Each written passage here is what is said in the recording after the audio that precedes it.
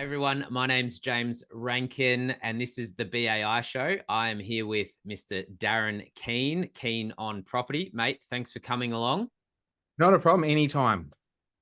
So I have the pleasure, like many of our other guests, to know you a little bit more, just due to our Everest program and catching up with you for a few days at the live event that we had up on the GC. And I learned a ton about you, not only as a person but as a business owner as well. And mate, you have had uh, a pretty well-rounded experience as a business owner. But mate, if you could just rewind, like go right back like a few years ago, or like 10, 15 years ago, mate, where did it all start? Like where did Darren get his passion for property, and then what led you to starting a business in the Gold Coast? So property goes a long way back. I'm lucky enough to be a second generation investor. So I grew up in a family that started with not a lot, and my parents heavily got into investing. I grew up around it. I had a bookshelf at 18 that was probably not normal. It was full of Rich Dad, Poor Dad, Bob Jones on Property, all those sorts of things, way before you got stuff on the internet. And then my wife now, but partner at the time, we bought our first investment at 18, and then we carried on. We had multiple investment properties before we even lived in our own property. We had a job that let us have free accommodation and things like that. I qualified as an electrician when we left school because I left school early. Didn't really want to do the school thing, wasn't for me. Realized working for someone else is also not for me. Then I went out and had my own electrical company. Not really a tradesperson. Hey, I can do it, and I was quite good at it, but I just didn't enjoy it. Then I had an opportunity to open a sports store. So we opened that. And then online shopping became a bit more of an issue, and having a sports store in a smaller town became less and less profitable. So we had the chance to move into car sales, took the money out of that, sold one of the properties, used some of that money to open a car yard. That was going well. It got bigger and bigger. Learned some lessons probably about getting a bit too big. And then COVID happened. Once COVID happened, we had quite a sizable business, and it was costing quite a bit a month to run, and overnight we're told to stop. So luckily we had a bit of depth of money with property and stuff behind us and what we'd built up. We were managed to get out of that business, not owing anyone money, and get away, basically cut it and go. And then we had a period of time stuck in New Zealand where neither of us were really enjoying it. We weren't enjoying some of the changes in rules, life, those sorts of things, business. We'd lost quite a bit of money. And one day we're up by Mount Cook on holiday at one of our at a holiday place, and my wife said, "I'm sick of this. They just changed some more rules for investment properties." It may have been when they changed the rule that interest on a loan for an investment property was no longer tax deductible. That was one of the big. It might have been that one that pushed her over the edge, and she said, "I'm just sick of this. How about we get on the plane and go to Australia?" I was actually born here, and I've been wanting to come back since my early 20s. She was a bit the same on and off, but we always had a reason not to move. And then that was enough to tip us over the edge. We jumped on the plane, came back. I'd done property my whole life, but never wanted to be a sales agent. So I spent some time retraining, requalifying, and then now I get the pleasure of buying property for other people. Mate, That's a short version of a long journey. short version, and the way that you pump it out as well, it would have been probably another 2 or 3 minutes if someone else was telling it. So mate, that is a whirlwind, a roller coaster of a journey. So if we go back to 18-year-old Darren, and what's your partner's Emma? name? Emma. Yep. Darren and Emma, you're out there looking for your first investment property, your first property as 18-year-olds. Yep. Can you remember what that was like, and like navigating the space? It wasn't too bad in the sense of I had mum help us a lot. Like my mother was one of the first presidents of a chapter of the New Zealand Property Investors Association for a female. Wow. Uh, and I helped her at the age of 14 to do the national conference and things like that. So we were surrounded by people. I used to hang out with my parents' friends, and some of them owned 50 and 60 rental properties at that time. So, and other ones moved into commercial in quite big ways. So it wasn't too scary for me. And that's where it was still a little bit hard because we didn't have anyone really on our side other than that, but we didn't really have a supporting team like I give my clients now. But I did it all, and then as I went through life, I thought it was normal. And then when we did the move to Australia and I had to buy property here, I sort of got a bit of a learning again of, oh, the rules are a bit different and the practices are a bit different and things are a bit different. And I had to sort of learn it all quickly because I bought my own property off market here, my own. So again, sort of straight into it and did it for ourselves. And then I sort of had a couple of friends ask about it. And then I thought, actually, the average person does not have anywhere near the level of education on property that I do. Why don't I put it to good use? And that's why I really enjoy helping people now buy, because like I say, we were lucky enough to grow up around it and probably had a lot of education that the average person really just doesn't get. It's so interesting you say about, the bookshelf and how it looked, because I find people coming into this industry, yes, you can make a good income, but those that are very passionate about it, it's funny because my bookshelf looked very similar. I used to walk around as like a 12, 13-year-old saying, I want to be a real estate agent. They were like, why would you want to be a real estate agent? Like, people would always look at me really weird. Yep. And yeah, I think that not that you have to have that passion like at an early age, it can come later. But yeah, those that get it, obviously you've done some other things, like you've gone and you've been an electrician, you did the sports store thing, so you're entrepreneurial from like day dot, and then got into cars, and then bang, you're in property. So it's like you've gone through like multiple careers and then jumped into it. Again, very similar to mine. Like I went through a similar sequence and came back to property eventually. So I'd done some other things, and I feel like that's the buyer's agent space, because we never wanted to be a real estate agent actually. And yeah, being a buyer's agent definitely felt more at home. Yep. But so the electrician, how long were you an electrician for? I was qualified by about 20, I think, and then did a little bit. Friend's dad had a triple heart bypass, so I run his business for a little bit. And then after that, I sort of went, actually, running a business wasn't that bad. Yeah. Did my own. Then I had a few people not pay me for stuff and that. And I was like, this sucks. You do a heap of work and then you get paid maybe at the end. So that's when we sort of got out of that and went to the shop, because you didn't get to walk out the shop if you hadn't paid for anything. So that was probably the big trigger that made that change, was I was sick of working for people and maybe or maybe not getting paid. Yeah, So there you go. I was 2009, I think, when we opened the sports store. So what's that? 14, 15 years ago now. Yeah. So Yeah. And then into the sports store, into the car business, Mhm. without going into too much detail on the car business, let's just like combine all of those from owning those multiple businesses, launching into say like fourth venture, like your Yep. fourth business venture. What do you think were some of the biggest learnings that you got out of the ones prior? Yeah, definitely. It was way setting up and doing it this time so much easier, because I'd made some big mistakes and learnt from them. I highly doubt anytime soon you'll see me with a big fancy high-end office building, because I don't need one. I had a massive car yard with my name across it and all that sort of thing. I had race cars with my name all over them. I set up the yard especially because we already had quite a bit of cash flow and money from the first business way too expensively and probably grew it far too fast. Um, and then I've learned you can do a good turnover, and if you can hold on to most of it, you don't actually need that big a business to make a really good lifestyle and a really good living. Where the first car yard we had made not bad money, and it was on the small site and it was quite manageable. Had to have bigger, had to have a new franchise, all those sorts of things, and started pushing into that. Took a new franchise that we probably never should have touched, but it was the only one available. So of course, if I get one, we can try and get another and whatnot. And then yeah, we had this big beast that was just a monster. And hey, when it was going great, it was amazing. You're turning over big numbers, keeping some good numbers.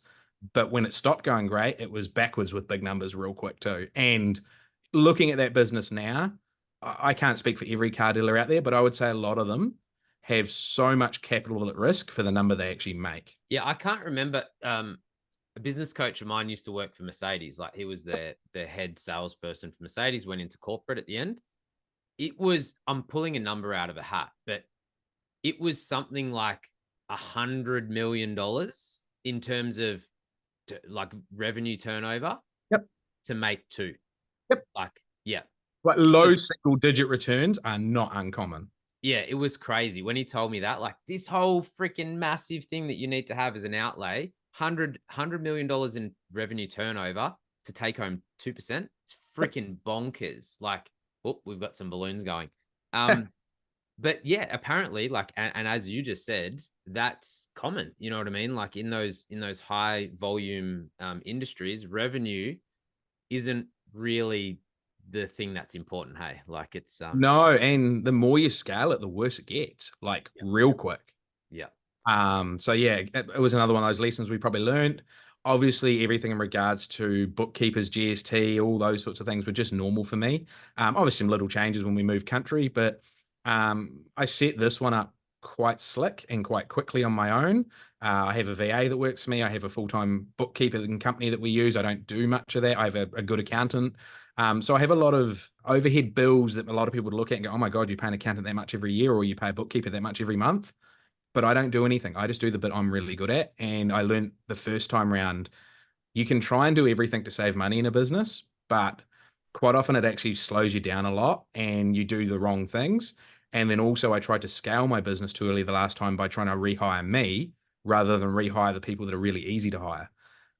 Things like, getting a cleaner to clean your house or getting a VA to do your basic manual stuff and imagery and all that sort of stuff. Those yeah, sort of positions are quite easy to hire. But I used to, when we had the car yard, the first thing I wanted was another salesman, more salesmen. Well, it's not that easy, and salesmen weren't paid really well. So while it's going great, it's great, but the moment it stops, it goes backwards quite quickly. yeah, absolutely. And Big lessons from that. the other thing, other than the electrical business, Yep. the other two had stock as well, right? Yeah. Like huge, and you highlighted that like a liability of stock. Yep. We don't have any stock on the shelf. Nope. Other than our time, like that is all that's really there, right? So yeah, you don't have that Even my liability. business now, being a couple of years in, I've got some stuff that you would sort of call as plant, I guess. Good laptop, good phone, good iPad. I've got a drone we use, moisture meter, a few random things like that that I've just picked up along the way because I find them convenient to have. But really, even on the more spendy side of it, like 20, 30 grand would cover heaps of stuff for setting up the entire office. Um, Heaps, and you could heaps. do it with all secondhand and cheap stuff for maybe just a couple of grand. Really, you can start with just the laptop. Mm, And like I say, everything else you don't really need. I've added them just because it's convenient and makes my business look a bit better having them. But like I say, and compared to the car yard, it was not uncommon for me to have a floor plan in excess of $1 million, which meant I had my money in for stock plus $1 million of borrowed stock. So those sort of businesses, like I say, you've got a loss at risk. And if something changes, I could shut this business down overnight and it really wouldn't cost me anything. yep. But when something changed with the car yard, I owed $1 million and had to work out how to fix it. So, like those businesses, so much more risk involved with if you had to make a turn or a change or get out of it compared to this style of business. Yeah, and that's like for just simple maths, $50,000 a car, that's Yep. only 20 cars. Mhm. Like 20 cars at 50K, million bucks just sitting there. It's quite insane. And this is the thing, right? Like I'm glad that we're on here talking about a physical business in comparison to ours because you've gone through a couple of them. Yep. I relate to a business that I had years ago where I had stock on the shelf, but I went through a journey with my cousin recently who set up a bar. Yep. He had to do the whole fit out. He had to put like kitchen in and all that kind of stuff. Before the kitchen was in, because he's running it out of, or he was running it out of a trailer, like he had a hired kitchen. Before he poured his first beer, he'd spent $600,000, Crazy, eh? 600K to pour his first beer. Quite insane. Versus, even a startup cost of $50,000 in this business, and that's the absolute extreme. I couldn't even think of what you're going to spend 50K on, but let's just take that as an extreme. You are, yeah, you're well ahead of the game. Yeah. And that's the thing. I think even if someone said 50K for their first year, that would allow for all the apps we use, your insurance, running your vehicle, buying a new phone, buying a new laptop, having indemnity insurance, everything. Like literally, you could wrap up a whole year's expenses even included, plus the things you need to buy for less than that. And most of them you can sort of add on as you go or pay for them monthly. So you don't even need that up front really to get running. You can sort of work your way into it, Yeah. which is where I am now. Like we just bought a new DJI drone for checking roofs on 2-story places with the building inspector. He doesn't have one. I used to fly them. I said, if I get a drone, will you check the roof and you just tell me where you want me to fly? And he's like, yep, done. So we went out and brought a drone. It was a little bit of a toy for me as well, but it was one of those things of, hey, now every time we look at a 2-story place, we can do a thorough inspection on the roofs. That was just something because we had the cash sitting there, we could afford it. It made sense. So we went and got one. Do you need one when you start? No. Are there people out there you can pay $200, turn up and do it? Yes. Just means I don't have to be reliable on someone else to turn up and take those pictures now. So good. Yeah, absolutely love that. And the fact that it's a bit of a toy for you too. Yeah. So just to change gears a little bit, on the Gold Coast, and I love what you do, like, and how you've marketed your business, I think is brilliant. Like, I do talk to people quite regularly about being an expert in a niche, but also like an area expert. So you're an area expert really of Australia, in terms of your clientele, because they're relocating. Like you focus a lot on relocation, people, like people from New Zealand, but then purchasing on the Gold Coast. Mhm. So, mate, just how did you sort of come up with that? And yeah, how do you communicate with them? It's the age old story of take low hanging fruit. I did the move and I was in forums, groups, all those sorts of things when we moved, and I started asking people about it. Back then, when COVID first sort of finished and the borders open, there wasn't as much info for moving. So I was always looking for it. And then you just started answering other people's questions because you'd done it. And then I started making videos on TikTok about our move, nothing to do with this business. And it blew up. People just wanted to watch my content on moving to Australia. My original intention was to be a investment only BA. Obviously, that was the space I came from. I really have in-depth knowledge of commercial and residential investment property. That's what I was going to target. But I had all these people ask me about moving to Australia.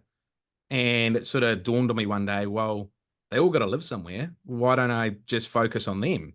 And we have a really well-rounded service that's specially set up for helping people moving interstate and intercountry to the Gold Coast, Brisbane area. And it just sort of fell in my lap that people really need that service and no one was offering it.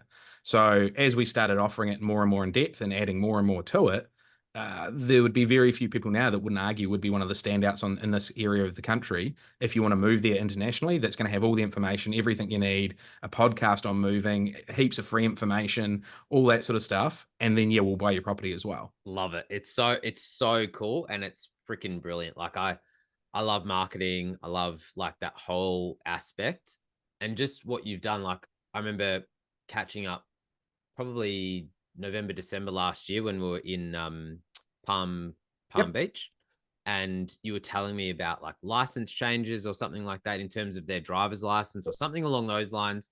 I was just like, this dude knows freaking everything to know about moving from New Zealand to Australia.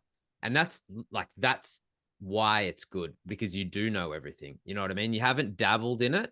It's like I'm going to learn everything, and if I don't know, I'm going to find it out, or I'm going to bring people on like to talk about their experiences on your podcast. You've just really, really, really, it's an inch wide, a mile deep. Like it's so niche that that's the brilliance behind it. Yep. And it's working really well.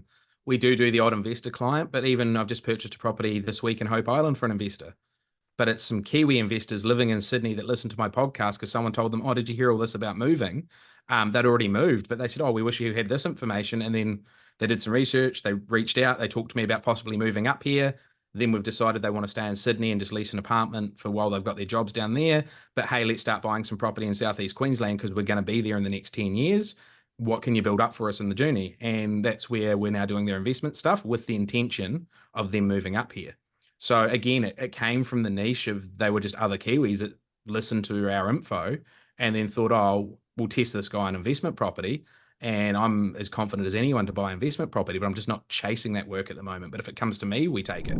Amazing. It's just I've said it 3 times already.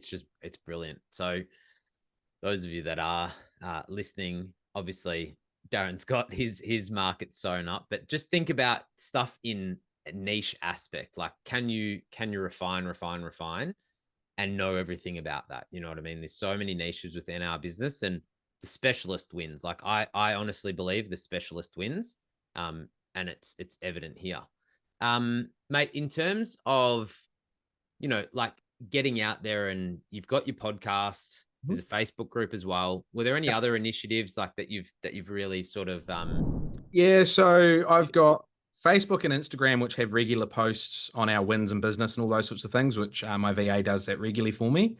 I have TikTok on 2 channels. I have one that's purely around keen on property and property based stuff. And then I have my personal one, which is all about moving and random stuff on living here. That has, I think, 12,000 followers today. And most of those people will probably never be my customer. But I regularly get people directly reach out and say, hey, we need to move. What's the story? So we help them with rental relocation. We help them with buying wherever it needs to be. And they come from that. I have a free ebook that people download about moving. And then we have the podcast, which we put huge amounts of free information of all sorts of things that are nothing to do with being a buyer's agent on there. We're starting to bring in buyer's agent stuff on it. So I'm going to do a podcast on what's a buyer's agent for international people that don't know. And then I've already got some buyer's agents around the country that want to talk to me on the show about where they are. So not so much about buying, but just highlighting, hey, don't have to move to the Gold Coast. There's, the Southern Highlands of Sydney. There's great places out there that you can move with beautiful homes and wineries and all that sort of stuff. Or if you want to move to Perth, this is what it's like over there. So I'm going to round the show off a bit more with not just looking for leads for me long term as well, but obviously work with other buyers agents around the country and say, look, this place is amazing for whatever reason. If you need something down there, get in touch with them. So the whole so show over good? time will end up hopefully being quite big for everyone. And then also it works really well for my clients. Absolutely. That's yeah, that sounds like a pretty well thought through show as well. You know what I mean? Like the progression of it. And it's quite obvious that's how your mind thinks now. Like you sort of you do go in stages.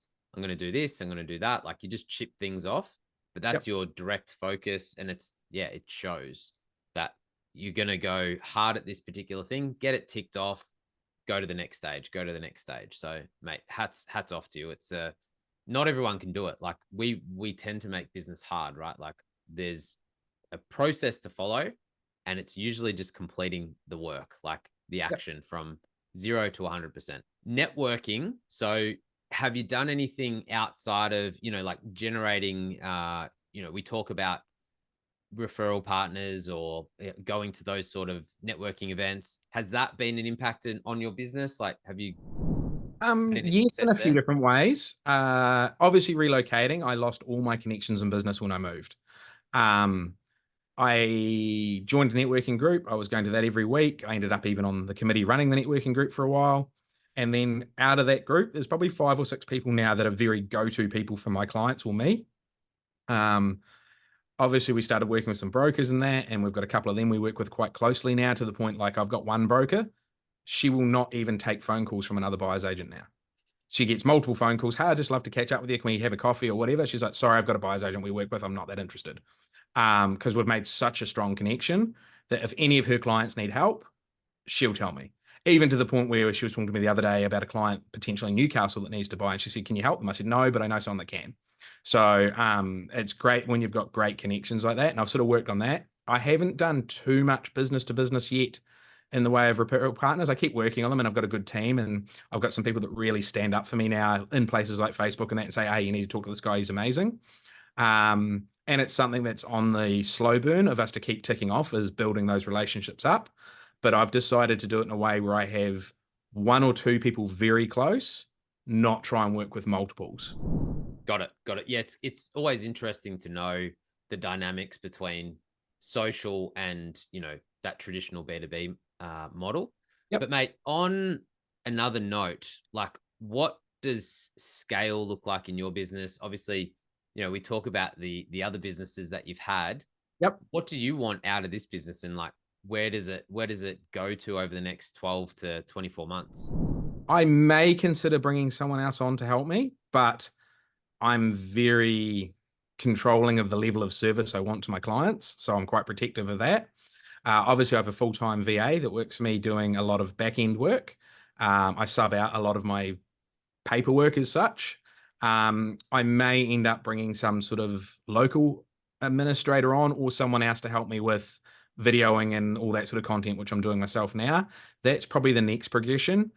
Until we're absolutely slammed where I just can't do any more work buying, I don't think I'll take another agent on as such. Um, and then I've got some other things in the background we want to do that'll generate income without me being involved. So based around people moving and giving them more information at a paid level on top of our free level. 100%. That's where my mind was going before. I was like, that's a membership waiting to happen. It's Um, I was just listening to Geordie's podcast in the car this morning, actually, with I can't remember the lady's name, but she's got a big business around setting up tools and stuff and doing training in that. And yeah, I was listening to it the whole time, just going, yep, that's exactly what I'm doing in the moment. I've just downloaded Loom and a few other bits and pieces to start recording some stuff. Obviously, you and I were chatting the last dinner we had about, what are the best things for selling courses and stuff on. yeah, And I've got a bit of content there in the background that's going to be at sort of 3 or 4 different price points for people for education stuff. yeah, 100%. And that's like, yeah, where your business can go as you establish yourself as a brand. I've spoken to multiple BAs around this, and they're not your business specific in terms of the relocation, but just what they're good at. Can you teach people that? You know what I mean? Like there's a skill there that people want to know about and they want to learn themselves. So don't necessarily think of the competition like there's people out there with an investment buyer's course, or Yep. there's someone out there with a course that you're thinking about doing, because you're going to offer something very different. Now, when like I do try to ask every guest that comes on just to leave a bit of a message for those that are wanting to become buyers agents, thinking about it. Do you have anything to, yeah, let a prospective buyer's agent or a potential buyer's agent that's thinking about joining, like, what would you give them as a bit of an advice? Like everything, education's the key. Um, Even with my depth of property knowledge, I still took the advantage of taking accelerated education by grabbing training. For me to finish off what I did here, and I did it through BI, and then I use a couple of business coaches. Obviously, I'm in the Everest program, and I find it very helpful, especially when we go to conference and things like that. Um, it's such an acceleration you can have if you can learn properly from someone. You can do anything like this on your own. There's heaps of ways you can learn about it and work it out. But do you want it to take 2 years, 3 years, 5 years, 10 years? Or do you just want to have the ability to go bang, bang, bang, bang, done? It's definitely something most people could be trained to do, but they just need that training and need to understand it. And then as long as you can educate yourself well and know what you're doing, you're going to be miles ahead of most people, and it's actually not that hard to do in the sense of you're basically doing the same thing over and over and over again once you know what you're doing. Yeah, there's no, we're not sending, people to Mars. It's not Yep. yeah, SpaceX. We have a recipe. Like it's a proven industry as well. It's not an e-com, like as in the product that you sell on an e-com business. You have to go find a manufacturer, you have to come up with a design, blah, blah, blah, blah, blah. Have to get stock. Very different to that. This is a proven industry. Um, but yes, like it is that repetition model, right? Like you just got to get in and do the work. Yep. But yeah, mate, I really, really appreciate the time. We're bang on the 30-minute mark, mate. I couldn't thank you enough. The exposure that you've given to everyone listening on where you've come from, where you've gotten to, what a niche is as well, and how a niche can work. I really, really thank you, mate. And yeah, appreciate your time. Not a problem. Anytime. I love catching up. Good stuff, mate. You take care, and I will speak to you soon. Bye.